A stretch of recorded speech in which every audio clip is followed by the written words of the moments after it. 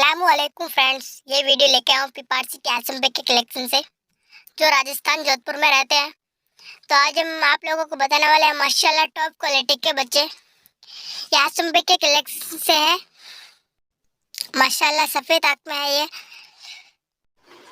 10-10 महीने के बच्चे हैं ये, और 25 से 30 केजी इसका वजन है।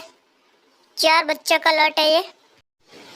तो जिस किसी बाइक को भी लेने में इंटरेस्ट हो, आसम बेग को कॉल करें। आसम बेग के नंबर मैंने स्क्रीन पे दे रखे हैं।